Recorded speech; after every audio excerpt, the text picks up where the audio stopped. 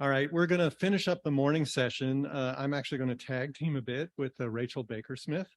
Rachel is the fabulous office manager at one of our community practices, Children First Pediatrics. If those of you who are involved in SOPM and other practice manager groups, Rachel is a champion and knows her stuff, which is why she's up here as opposed to me. Yeah. We're going to finish up the morning with a conversation about next steps for telemedicine. And some of this is meant to be a little bit provocative. So why not go into lunch, with a little, what about that? And so Rachel and I are going to chat about this. I'm going to go first and talk a little bit about the landscape. And then Rachel is going to provide for you a case study in one pediatric practice's response in terms of how they're sort of addressing the issue. And then we can chat a little bit about other experiences and those sorts of things. So we're talking about next steps for telemedicine. I'm a little bit older than some in the audience. But when I first started practice in the late 70s, early 80s, this was telemedicine. First of all, someone handed me this giant pager that was like half the size of a Bible, that weighed about 20 pounds. And we would take call, and families would call the answering service. And, I'd say, hey, I'm going around on babies, I'm going around on the hospital, hold my calls for an hour and only page me if it's an emergency. And every hour I get about 10 calls to answer or whatever. But while I'm driving to the hospital, this giant pager would start to sort of shake on my hip. And no cell phones, ladies and gentlemen. I'd start looking for a payphone. And, there I am in all parts of the city, parked in the car, looking for quarters, hoping the payphone works, and, answering this emergency call. And as we all know, when families say it's an emergency, how many of those are true emergencies? That's okay. But there I am on the corner of 13th and Georgia Avenue trying to figure out, how to get coins in the meter. But the world keeps changing. That was then. This is not the way healthcare looks now. Let's think about healthcare looks now. And part I want to do, I want to revisit a couple slides we did a couple years ago about the changing landscape and about how we as practices sometimes can't hang on to our old ways of doing business. We have to sort of think about new ways of doing business. And the case studies I like to use are studies that go under business school under digital Darwinism. And I'll explain that a bit. But here's the case study. Kodak invented the Brownie camera in 1900. And in the 1970s, they owned the market. What do I mean by owning the market? 85% of every camera sold in the country was a Kodak camera. 90% of all the little films that you loaded in the camera was a Kodak film. How's that for owning the market? And actually in the mid-70s, some wonk or scientists at Kodak developed the first digital camera. And it weighed about 8 pounds and it was this big or whatever. What did Kodak do with that discovery? Nothing. Zero. Nada. What did their business leaders say? Why would we want to bring this to market? It's only going to cut into our successful business model. We're selling film and cameras. Why would we want to go digital? Where's Kodak now? They're gone. Remember Blockbuster? Who ever went to a Blockbuster? So this side of the room is way older than this side of the room. Look at the business graph here. In the early 2000s, Blockbuster was a $6 billion industry. And people would go into Blockbuster and you'd take out your movie and you'd pay again when you turned it in late and this, that, and the other stuff. And Netflix and streaming started to enter the market. And look what happened. Over the course of just about 5 years, Blockbuster is gone. and Netflix and all other streaming services are here to stay. So digital Darwinism is the evolution of consumer behavior when society and technology evolve faster than your ability to adapt. So if the world's moving and we just stay stuck on our existing or old business models, and it's not where our consumers, our patients, our families want to go, what's going to happen to us? I got you. Oh, everyone's leaning in. This is great. Okay. So we're going to transition now and talk a little bit about what we are doing with telemedicine and pediatrics, specifically around after-hours care. This is just sort of a quick overview. This is not a comprehensive presentation. I have some case studies. They are not endorsements by Mark or the Pediatric Health Network or Children's National. It's what we're starting to see in the marketplace. And then Rachel is going to talk about how one practice is adapting and adjusting. So telemedicine is here. It's evolving in the pediatric landscape, opportunity and competition. So around the country, from Texas, around the country, this is what, remember when our patients used to be called patients instead of consumers? But this is what families are seeing. PM Pediatrics, urgent care company in multiple states, including this particular market. Now it's not simply go there for urgent care. How about we start a virtual visit? So they're moving beyond in-person urgent care to other opportunities. What's some of the opportunities? Teletherapy, particularly in the area of mental health care. There's a mental health crisis. Our practices don't have enough capacity at this moment, even though we are doing fabulous work trying to build our skill sets and those sorts of things. But the world is moving family, and families need help now. So they can offer telemedicine appointments for behavioral concerns and counseling. What's their number one requested service? Sleep coaching for exhausted parents. How many of you have ever been exhausted parents with crying babies? Would you have paid anything at that moment to help your baby get to sleep? Okay, here's the marketplace moving. Children's National is doing telebehavioral health visits in our primary care centers for the families that we serve across inner city DC. But families don't always come in, but if we can set it up through telemedicine, teletherapy, telecounseling, we're actually able to meet the needs of these kids and families. Hello Pediatrics is entering the marketplace. It's a peds group that is only going to do after-hours telecare. That's the business model. And they're glad to sort of share and work back with PCPs. So I share these just to pretty much sort of say, wake up. The world continues to move. We are struggling to get out of the pandemic and get our core businesses up and running and get our practices working the right way and dealing with staffing and exhaustion and doing the coding for quality and, paying our pediatricians and staff. We have tough jobs, but we shouldn't lose track that even as we are trying to get back to business the way we used to do it may not exactly be business the way it's going to be going forward. So part of what we are doing here is having a conversation to have you think in both directions. All right. And with that, I'm bringing up Rachel. I invited Rachel because I said, so what are you doing in your practice? And she said, well, actually, we are sort of doing something with our practice and our pediatricians and after hours. And Rachel, take it. Oh, thank you. Just the mic because I'm super short. If COVID taught us anything, it's that we have to change with the times. And so we all have done so much in our practices. I feel like we've done a lot already, and I think there's only more to come.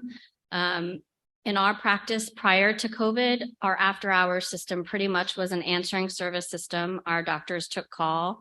They got a page or a text from the answering service to call a patient back. They called the patient back, the call got documented, and that was kind of the end of it. Then COVID hit, and we had to readapt based on a lot of different factors. For our practice, telehealth was already a part of our system.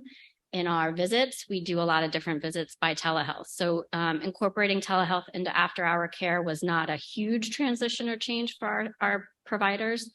But nonetheless, it was still something completely off our radar at first. So we started to see, as I'm sure all of you did, a huge demand in patients wanting more immediate answers to their questions during COVID. Everything was an emergency. You know, the child had a cold or a cough for 2 hours and it was an emergency. And we saw a huge spike in our after-hour calls wanting those answers instead of waiting until our office hours the next day.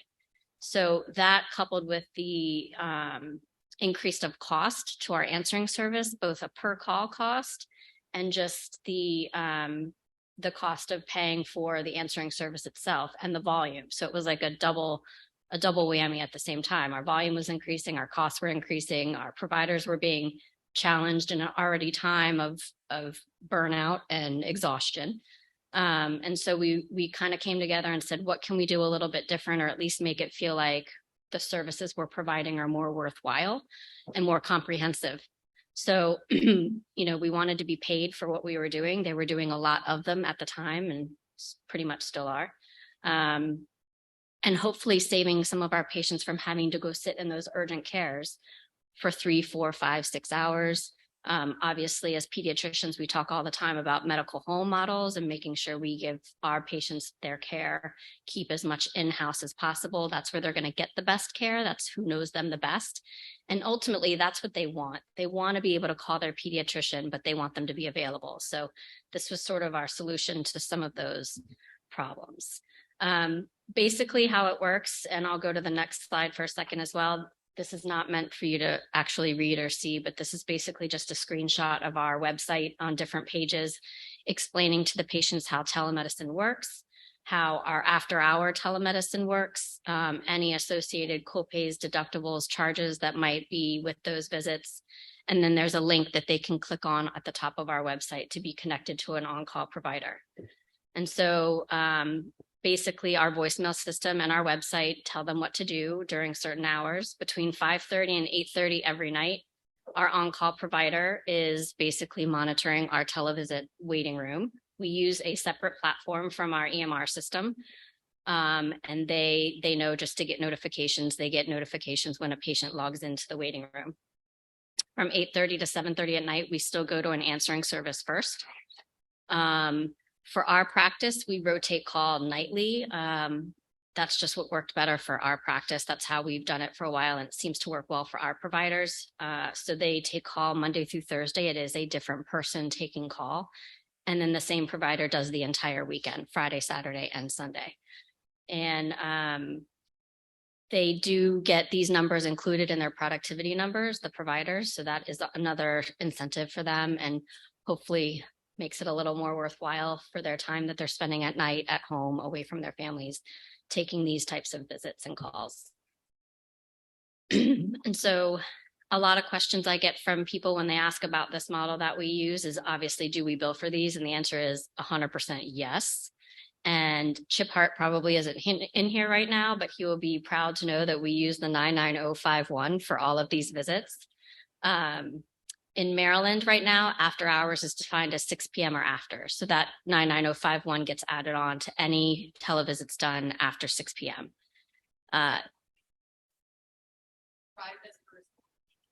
We in our sorry, the question was, is that automated for the billing code to be added, or does the provider do it manually? It is automated typically in our EMR system. It's not foolproof, but it's automated. We have somebody that checks to be sure.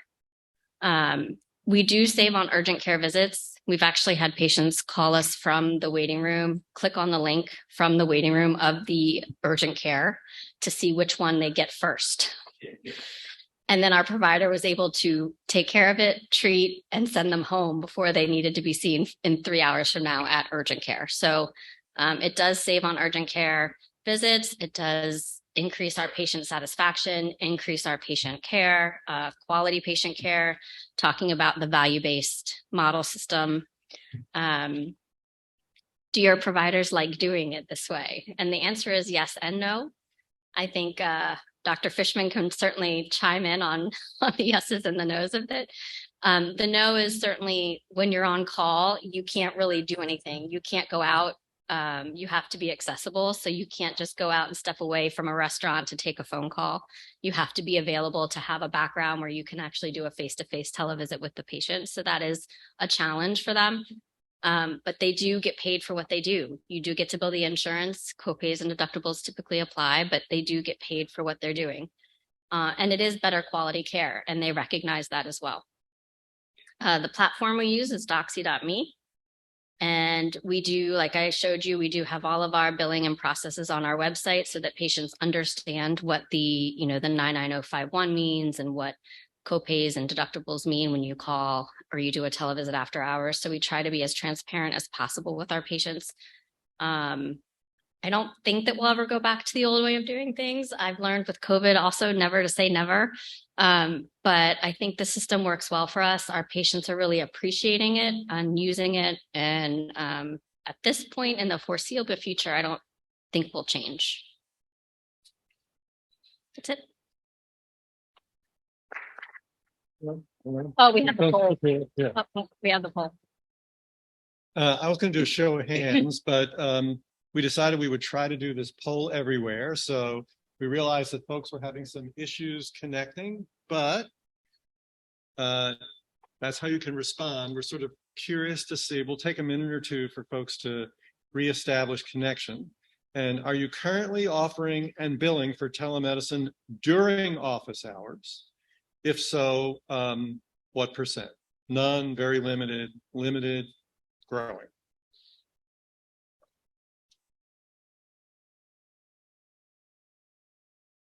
Thank you all for responding, taking the time to respond. Yeah, I like it.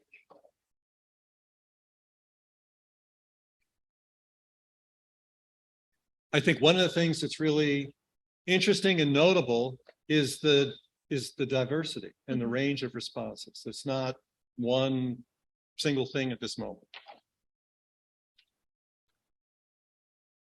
So do I just stop or we just click to the next one? Okay. All right, let's hold here, folks, so you can see. So it really seems to be, it looks like most practices are doing some regular office hour telemedicine, and it seems to be vary between a little bit, limited, or some folks are actually ramping up. Let's try going to the next slide and see what happens there. How are you scheduling video visits during regular office hours? Before or after regular appointments? Interspersed with in-person visits on your provider schedule? Having a dedicated telemedicine provider with scheduled appointments for the part of the morning or afternoon session? Or we're not offering telemedicine during regular hours. So we'll hold here and see what the responses are.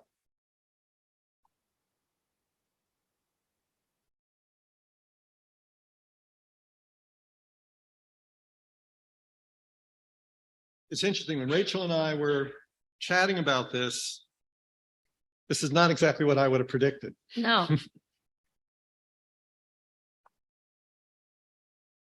So we'll circle back and ask about that after we finish. Okay. Or actually we can ask now. So just by show of hands, how many folks, and if you raise your hand, I might call on you. Who's in the group of interspersing in-person visits with provider schedule? Wow, that's a lot. Yeah. Who wants to comment on how that's working or how that's challenging?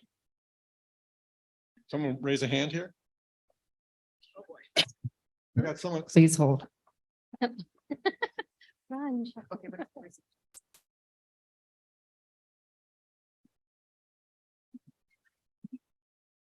Stand up. Hi. Stand up. I'm Jennifer Kaplan. I'm at one of the CNPNA practices in DC, but we actually do a combination of both. We have some providers who have dedicated telemedicine sessions, and then we have telemedicine visits scattered throughout our day also. I will say it is very challenging when they're interspersed in the busy clinical session, and we have tried to work it that we will try to schedule the telemedicine visits at the 8 o'clock hour or the 1 o'clock hour, which makes it much smoother. And it also helps, as all of us are probably very short-staffed in our office, so it helps with the flow of patients in the morning, that if the provider can just jump on the telemedicine visit and have that visit be the first visit, it helps with the flow of our staff arriving in the office and our overall patient flow for the day. When we get cancellations and it gets filled with the telemedicine in the middle of a session, I mean, we just have to be very in communication with the family. We're always late for those visits. And so it's very disruptive, and families on telemedicine are much more expecting to be seen on time than when you're in your office and you're running late. So we have those challenges, but trying to put them in the early slots in both the morning and the afternoons has made a big difference. We sometimes will book them at our last patient of the session, but just even though they're in that time slot, when they make the appointment, say, really don't get on for 30 minutes past that appointment slot. And so then that gives us the flexibility as well. Jim, do you want to? Is someone? Big voice, Jim. I'm coming over. We initially. Thank you. Introduce yourself, Dr. Matt. Jim Matty from Pediatric Care Center in Bethesda.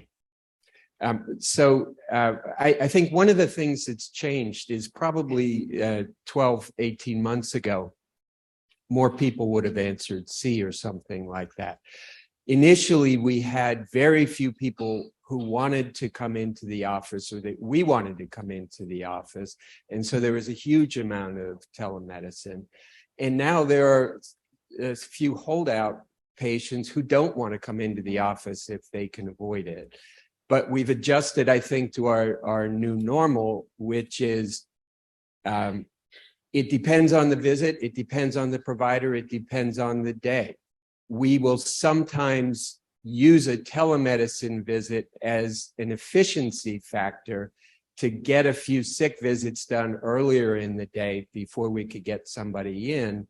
And just work it into the provider's schedule. We'll use it as a remote day for a doctor who might be out with COVID or childcare issues or whatever. So it's really become quite the flexibility factor for us. And we deal with exactly the same things, trying to stay on schedule, letting the patients know, what the timing may be. And we also have to be more flexible with our scheduling, sometimes leaving longer for that visit to be able to get it done than we might if it was an in-office visit. Okay, I got another, we have, I think, another question. All right. How many out here are scheduling video visits outside of regular office hours?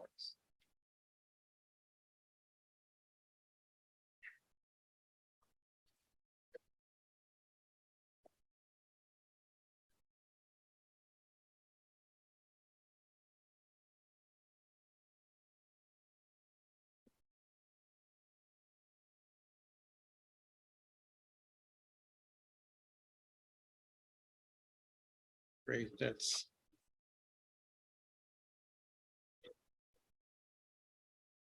so I think part of the purpose of this question was just sort of a pulse check and a landscape survey, as we are seeing some market trends beginning to sort of appreciate that some of our families like the video opportunity for after hours care. And we're just trying to get a sense of where our practices are today.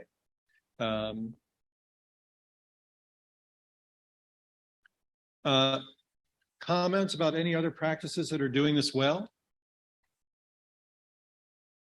Wait, hang on. Oh, Yeah, let's right. I'm coming wait for the over. mic. Wait for the mic. Introduce yourself. Hi, I'm Dr. Mangla Pawar. I'm in Chantilly, Virginia. I wanted to just a small comment on the previous question of video visits. What we do is that we do the video visits, and if we find the patient appropriate or needs the test to be done, we call them in. And many a times we are changing that code from a televisit to in-person visit. Is that a routine practice for many people or? Okay, thanks. And you should be able to bill for total time spent in a single practice day. So it's cumulative. Suzanne Powers, resident town center pediatrics. We have been having a problem. Initially, we did a walk-in clinic 5 days a week, and now we have gone back to just two days a week for that because we went to 5 days walk-in virtual clinics. But what we were finding was we were taking up a virtual clinic slot for an appointment and then saying, oh, well, let's bring them back in later today to see the ears or, to actually get a good listen to the lungs as opposed to just looking at it on the screen. And so we were finding we were using 2 visits in a day and it may not be the same provider. So it's a little difficult. And our providers are trying to get their notes done. So they finish their note and lock it. And then we have to bring them back later in the day. And it's a little bit of a challenge for us. Does anyone figure that out? I don't know. How to figure that No, one. we actually, we kind of schedule sick visits 2 different ways right now, but have similar concerns for some of our visits. So if a patient calls in and wants a sick appointment in person, we just schedule it. But we also do walk-in televisit 6 for the parents that aren't sure if they want to come in or it can really be treated over televisit. And there are times where the televisit provider does the visit and then has to schedule them in person with a provider in the office because they should be seen even though they got on the televisit first. We haven't really figured out a great. If they just need to come in for a test and the televisit is covering the majority of the visit, then that provider still bills for that visit. But we haven't found a good solution for that. Yeah, exactly. Hi, I'm Michelle Barnes Marshall. On the weekend calls, I'm flexible enough with a small practice that if I am giving a parent advice and it's taking more than 5 to 10 minutes, I send a link to do a televisit so I can get the full bill for the full thing. So they call you first. They call me first to the answering service, but if I find I'm talking 5, 10 minutes and they're still asking more questions, I just send a link and then I do it as a televisit so I can bill for the full visit. And how's that received by the family? They love it. They like seeing you.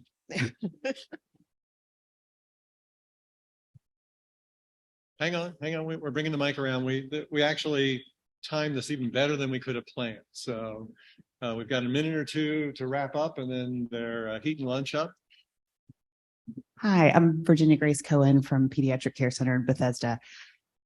One issue we have is so many of our families are maybe out of state when they call, or we have our college kids calling in.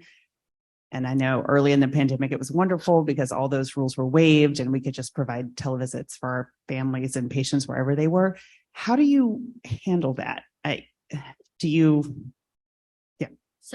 So for our sick visits for that purpose, if we find out that they're out of state on the call, we either explain to them that we can do a phone conference and speak to them over the phone and bill the insurance for that phone conference, but likely not get covered, or we refer them to an urgent care or somewhere in their state that they can go where they are. It's not a perfect world yet. For sure. That's part of this exchange is part of the exchange is flagging what's changing in our landscape, also what's working, also what's not working. And I think it's a challenge sometimes for us as practitioners, when folks from the podium say, here's the best way to do it, but our reality has a whole lot more challenges, but this is how change starts to happen. We share things as an audience. We hear that some practices are doing it. We will be able to bring back more of this learning as well as market evolution to this group and keep moving it forward. But I think we'll have a couple more questions, but part of what we're trying to do here is this knowledge sharing and learning together. Looks like we have 1 or 2 more questions. Stand up. Let us know who you are. Hi, I'm Rena Call with Virginia Pediatric Group. I was just going to make actually a comment on how we use our telemed, and it's really pretty flexible with our providers, and I think that's helped since the pandemic. We We have the interspersed visits through the day, which I state that it's very difficult to stay on time with. So we do less and less of that. And so many of our providers are in office seeing in-office patients. We have 1 to 2 providers doing telemed visits that are scheduled as telemed all day for those same day calls in the morning, all through the day. Then when they go on at night for on-call, the providers who are on call that night get an option of how they want to handle those overnight calls. We have a service. The service will text them with the information if they want to have a telemed visit, like the parent is requesting a telemed. And so at that point, the provider has the opportunity to call them back or to do a telemed visit, and they just initiate it themselves. The provider does. Our system is Anytime Peds works pretty well that way. So that's how it works in the evening time, all through the evening time. And then on the weekends too, our doctors who are on Saturday and Sunday, we have in-office visits on one day, and then the rest of the time overnight. And then on Sunday when our office is closed, it's up to that provider who's on call. They get the texts, they decide. Some will set a block of, I'm going to be doing telemed for 3 hours today. That's what I want to do today on my on-call time. And then all that goes towards their productivity. So it's really flexible with it and gives the opportunity to, everyone sees telemed, but it's in a different way. So you can decide how you want to use that. But overall, parents are really happy to have those visits at night, to not go to the urgent care, and on the weekend, especially on Sunday when we're closed. And it allows us to see them without having to go in. So thank you. Any other comments?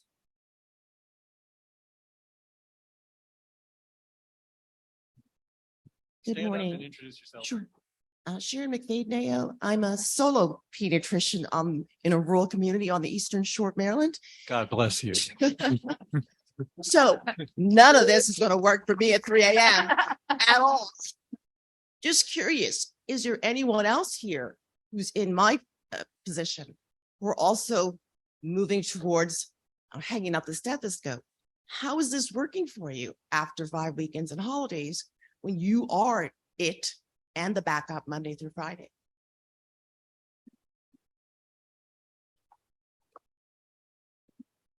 Yeah, I'm also Stephanie Hart. I'm also a solo pediatrician, bigger area here in Rockville. And I would say that I have switched over to using telemedicine.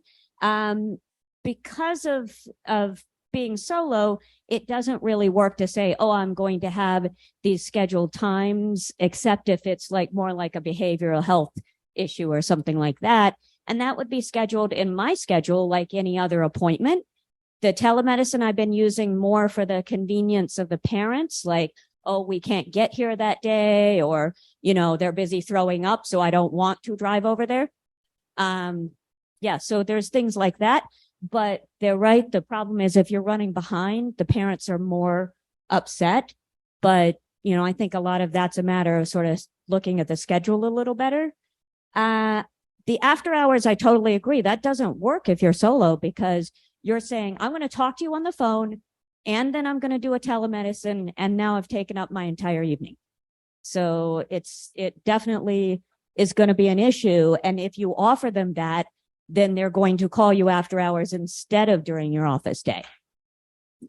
Which is a much bigger issue if you're solo than if you have a group of 10 of you to split that up. So I think that does become an issue for the future.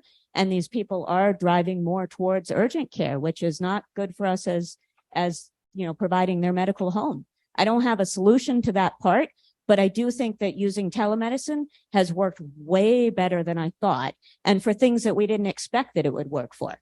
So I think that I've enjoyed using telemedicine, but I've used it the same as I would any other visit.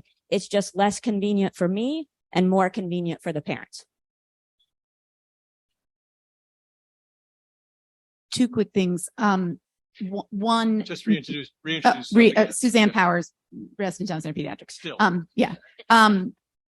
Two quick things. We managing expectations of like the potential wait for a telemedicine visit, I think is a reasonable thing. Like when you I don't know, I didn't get to read what you put up there, but I don't know if you have anything like, please, obviously you're at home, you could wait and maybe, I don't know, have a dance party or something while you're waiting. And then the second thing is parity of payment for telemedicine. Can you guys comment on that I know that they extended the emergency whatever till April, but payment of telemedicine parity wise, what is going on there? I watched the SOPM listserv and the AAP probably just like all of you do. I think there's no answer yet. I think that, when I say never, if that happens and there becomes a discrepancy in those types of visits, then we have to shift and try to readjust. Maybe not for after hours as much because those are kind of extra anyway. But it's something to watch. And I can't imagine in the world we're in now where telemedicine has become such a crucial part of healthcare in many facets, therapy, pediatrics, adult care, that's going to change in April, but who knows? When we talk about SOPM, does everyone know what we're talking about? You want to explain what SOPM is? Because Rachel got the award as Practice Administrator of the Year from SOPM. Okay, now I'm really warm. So SOPM is the AAP's committee or subset for practice administrators and the section on administration and practice management. And it's basically a very large nationwide network for providers, practice administrators to be on, where you guys can exchange information, ask questions on email. It's a great resource if you have not been on it. There is a subset of SOPM called PPMA, which I am proud to be a part of, specific for practice managers and practice management related questions. SOPM can also be clinically related clinical questions, and is probably more for the provider side, and the PPMA listserv is more for the practice manager side, but both are great resources to get a pulse, not only regionally, but also nationally, what's going on. And it is very inexpensive. And if you have questions, I can help. And actually it's a fabulous support group, emotionally, and much cheaper than a therapist. Any other last minute comments before we wind down? We got a couple of hands up. All right. So 2 more, and then we're going to break for lunch. Hi, everybody. Jenna from Potomac Pediatrics. Hi, Rachel. So quick question. Since you started doing the after hours televisits with your on-call providers, obviously bringing this on board was probably very challenging. How many televisits per evening are they doing to make this profitable and kind of worth their while? Because I'd imagine if they're not doing enough of it, they'd be upset that they're sitting at home. They can't do anything when they're on call. So what does that look like? And since you've started actually billing this out to your patients and they're getting charged their copays and deductibles, what has the initial feedback been from the patient base for this? Sure. I'll start with the second part first. Thank you. There was very little pushback from patients. I think they were just thrilled that they could reach a provider in a very similar fashion that they could reach us during the day. And we made it pretty clear from the beginning that copays, deductibles, they kind of got used to that pretty quickly. So we don't get a lot of pushback for any of that after hour stuff.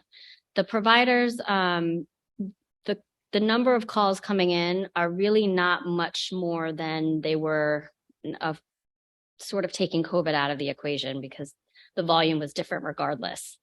But there are patients that do use it. Like I just got home from work at 6:30. I didn't have time to log in earlier during the day when we have walk-in televisit hours, and they do it at night. And so it is a little bit of a challenge. There are some patients that use it strictly as a convenience that could have used it during the day if they wanted to, but there really are patients that use it that would need to call in the answering service, one or the other. Our providers, I mean, I think with COVID, we weren't going out a whole lot anyway. So I think it's just now starting to get to a point where they're going out and doing things. I think they just try to make sure that they're doing things and going places that they can step somewhere to do that televisit if they need to. Dr. Fishman might be able to give a little bit more insight since she's the one actually doing it. Wait for your mic. Wait for your mic. just to modify what Rachel said just a little, we were 24/7. So instead of a call, you just clicked on, and that was too much. Yeah. So 3 a.m., yeah, pajamas. I mean, the whole thing during COVID, but we now made it very rigid. And the expectation is between certain times.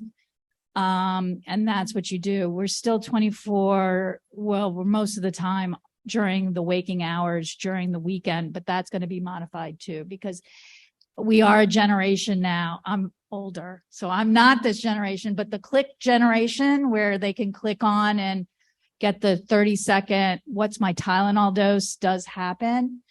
But I think when we talk as a group, the ability to look at a child who is extremely fussy and lethargic as they're smashing Cheerios into their face and giggling really has improved what we do. And I almost get no calls after my televisit time frame.